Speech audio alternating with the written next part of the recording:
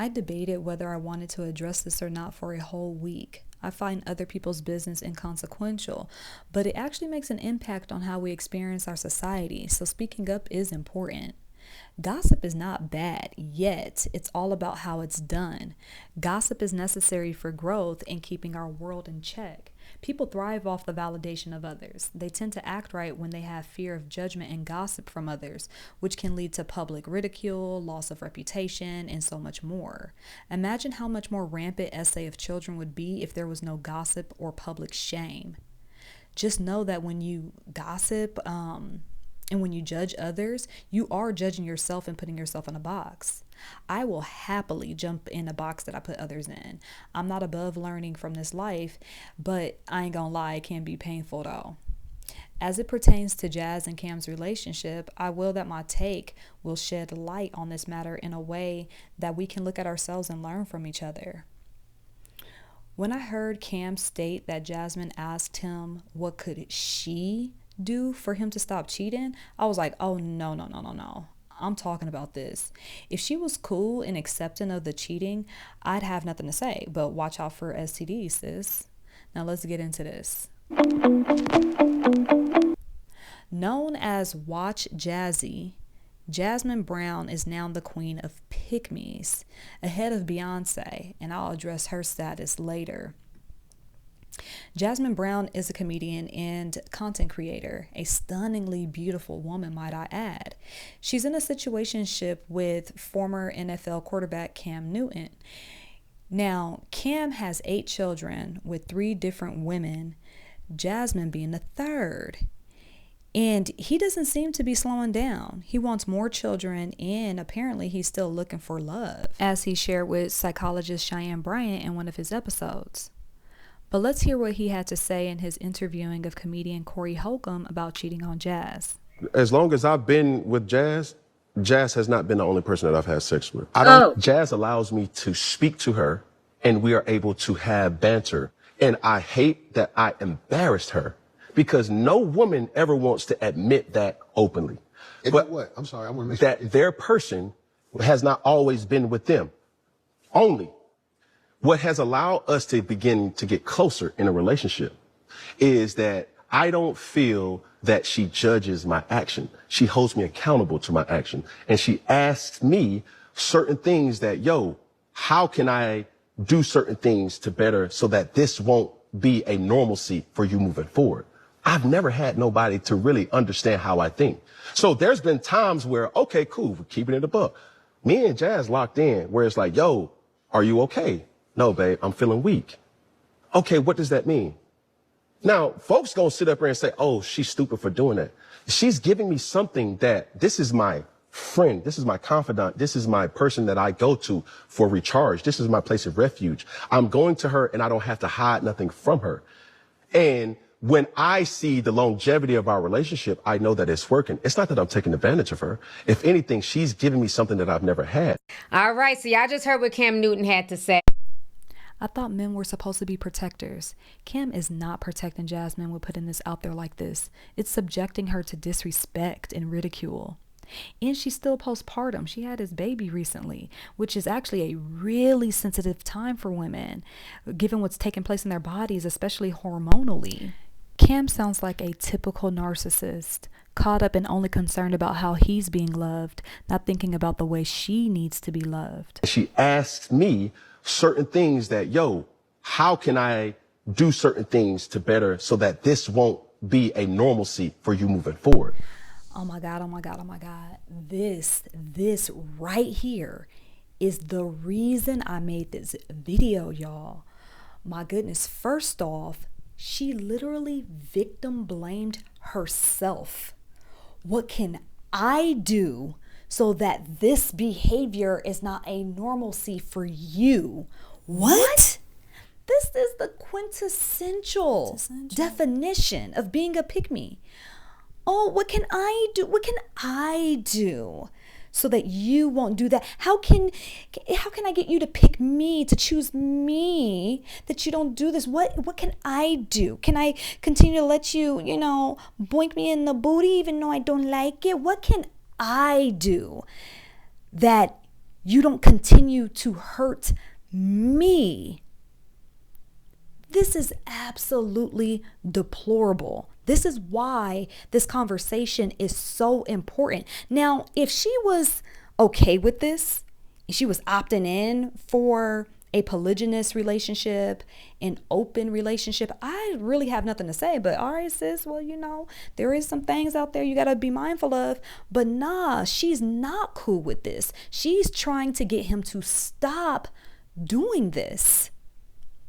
But sis, this completely contradicts your initial sentiments. And this is important.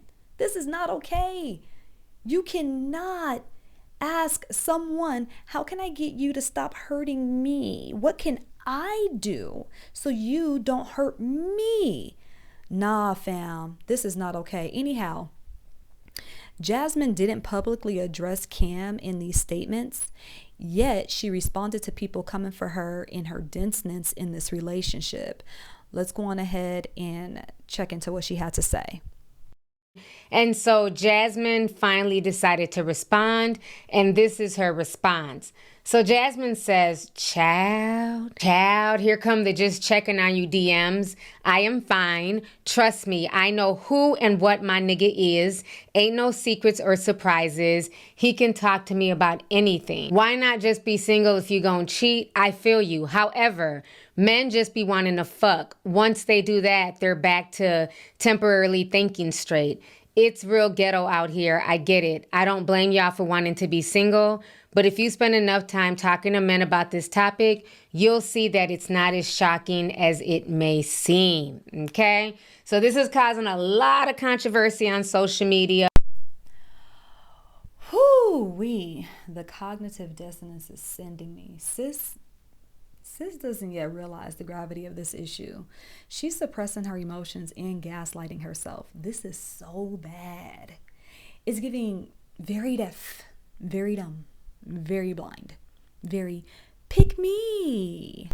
She went into people addressing and checking on her and coming for her ignorance.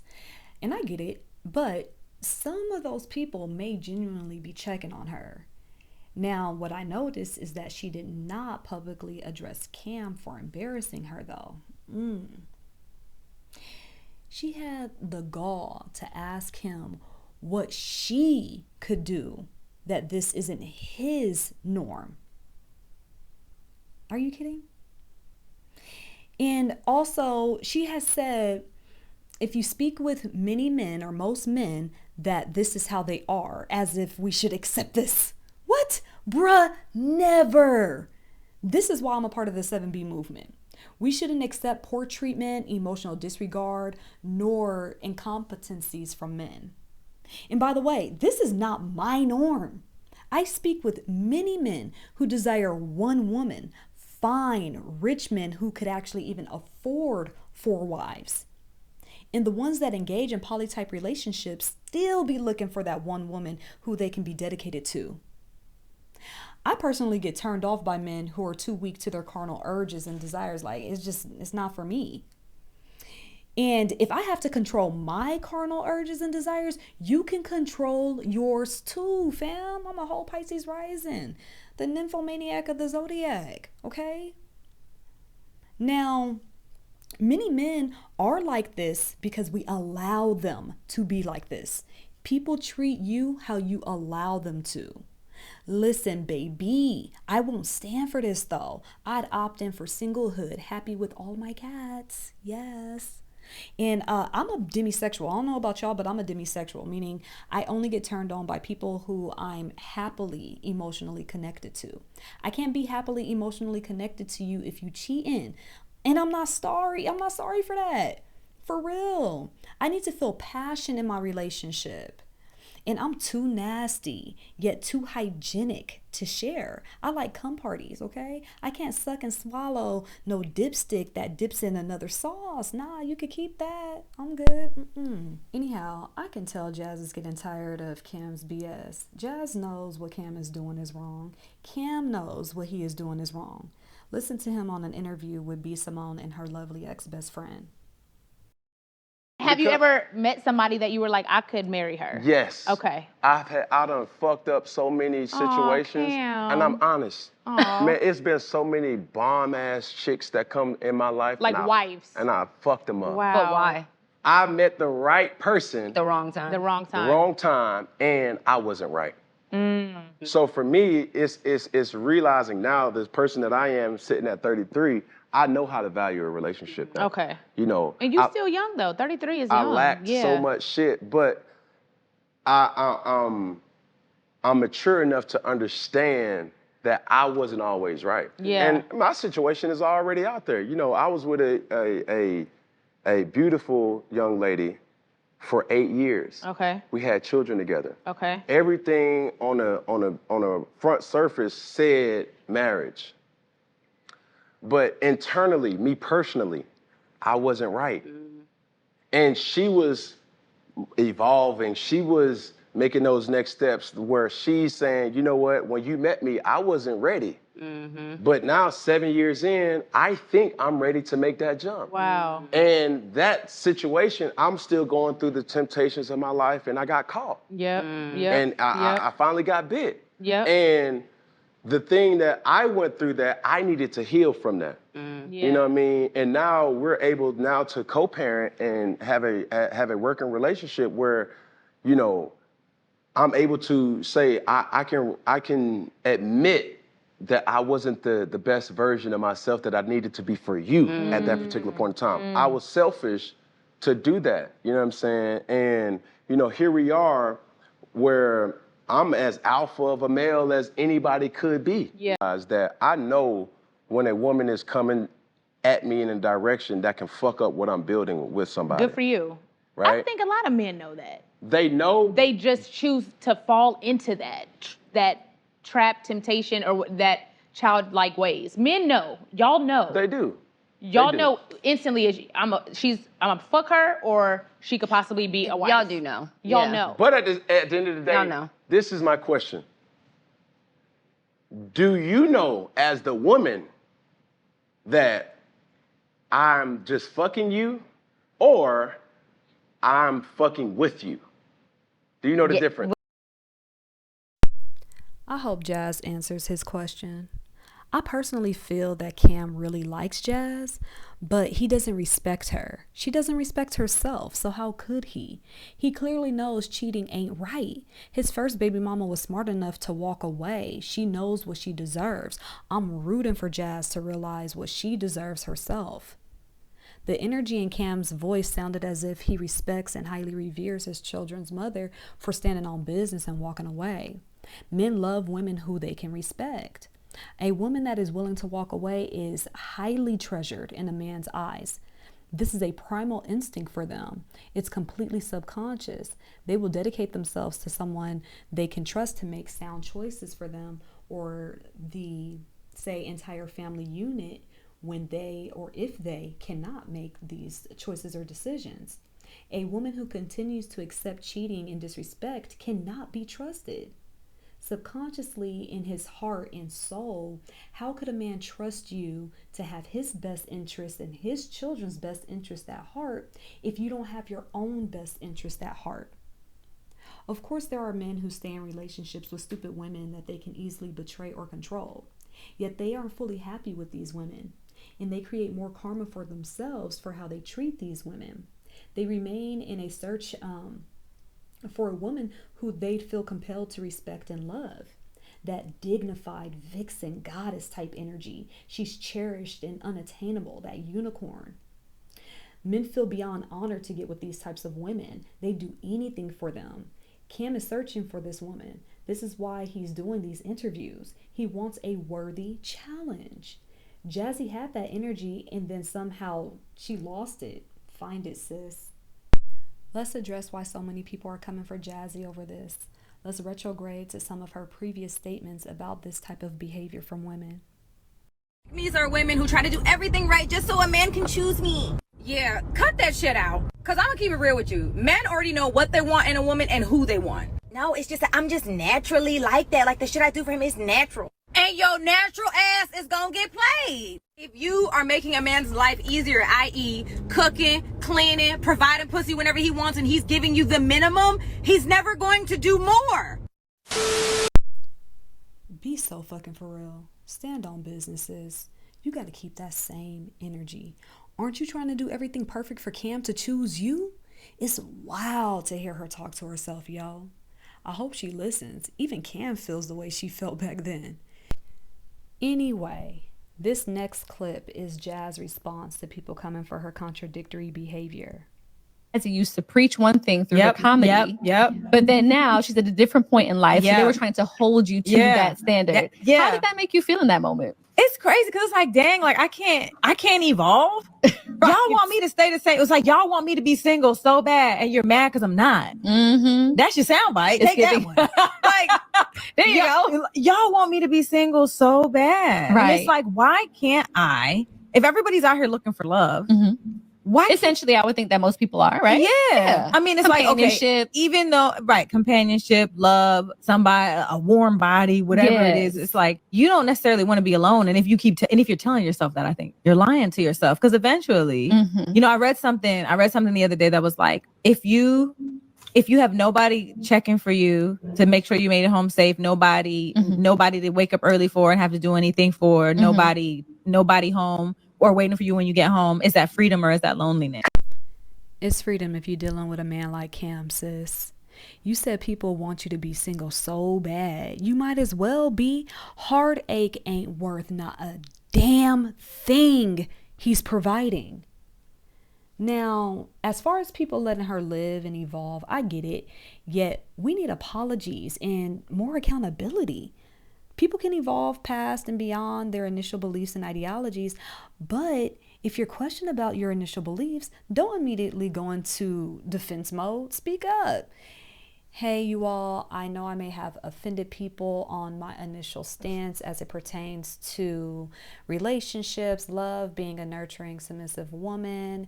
Yet as I have matured and grown, I am realizing some things as it pertains to being more nurturing and submissive in my relationships.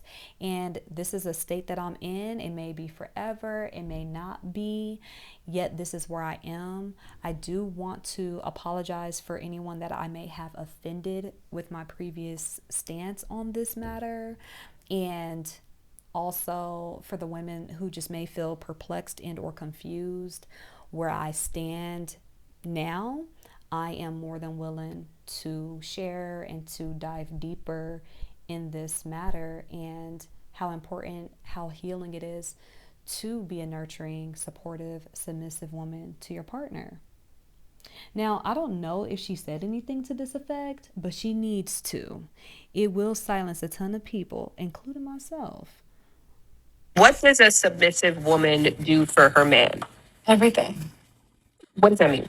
You know, like packing his bag, unpacking his bag, just making sure all the things that he wants. And like, I pretty much read his mind. So it's like, if I know you and I study you, like I know how you are in the morning, I know how you are about midday, I know when you're in this mood, what you need. Like before you can ever ask me for something, I'm already on it.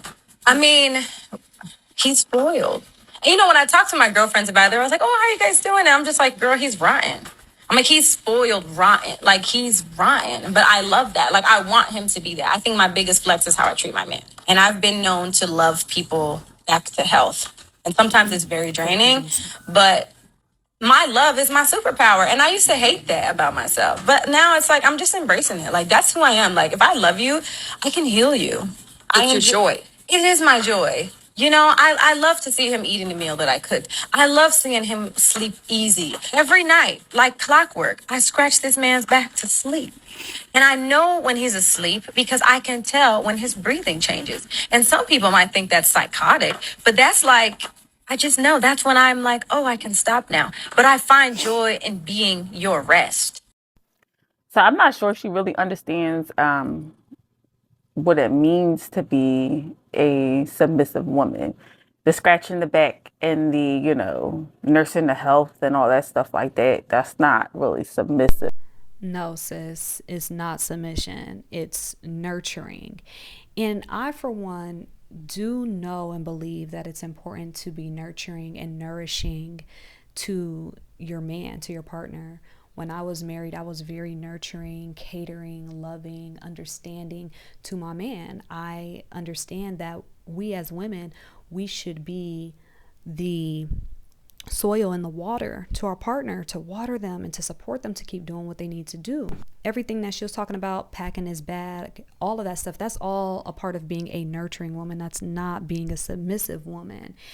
And also, and when it comes to being a submissive woman, that's, being controlled, submitting your will and allowing them to take control. And I believe that a man and a woman need to be able to submit to one another at different times and in different ways, but she don't have just submission or nurturing. This is codependency. When she said, my love can heal people, and I used to be upset about this about myself. Your love healing people, that you're codependent, Jazz. You codependent. Now, your love can create a harmonious environment for one to heal, but it's not going to be healing. You even admitted to it being draining, and it can be draining when you're dealing with a narcissist and when you are codependent. You have to know what codependency is and what it means. Being nurturing, that is a beautiful thing. Being codependent is unhealthy for you and them. I think it feels more powerful for them than it feels good because you're getting nowhere. It hurts. It's like, okay, like if he wants to, but he can still orgasm from it. I think it's just the butt is just so tight and so untouched. And I think it's the fact that nobody's been in there but him. It's what? What the fuck? World star! World star, motherfucker! All X. Anything goes for sure if you're comfortable with the person. Because I'm doing shit I never did before. I'm just like, I would have never done this. But you know what? I'm comfortable with this person and I feel safe. Do you have an example? Anal. You're like, have an example? Yeah, that. Do you do it for you or do you do it for them? I do it for him because for me, I'm not at a place where I like it yet. We had one successful time where I was like, okay, my butt creamed. It was like, oh shit, like it was like creaming. I don't know what the fuck that was, but it was weird. Yeah, I don't know the science of that in particular because your butt doesn't lubricate in that way. You could shit on the person. So it was booty juice. It wasn't though. It was clear. Yeah. Yeah, that's fast. I'll have to get back to you on that. But then does anal become an act of submission because you're letting your partner do something to you that doesn't necessarily feel good for you, but you know that it feels good and maybe powerful for them? You're giving him an experience? No, I actually like a finger in the butt. No, from like anal in particular. Oh, like what's the incentive for you to do it if you're like, it's not my favorite thing, but I do it because X? I think I just do it because he wants it. And I think like when you come to me in a space where it's like you're very masculine and it's just like, give me that ass, or however you say it to me, and you're like, ooh, like I like that shit. Like, tell me what the fuck to do. Tell me what to do. I like to be told what to do. You know, even what I mean? If the thing that they want you to do, I don't want to do it. Yeah, that's traumatic too. I don't know, but like because it's him, I trust him. I guess because we have all these like, and I hear when you're talking to like, what the fuck? All X.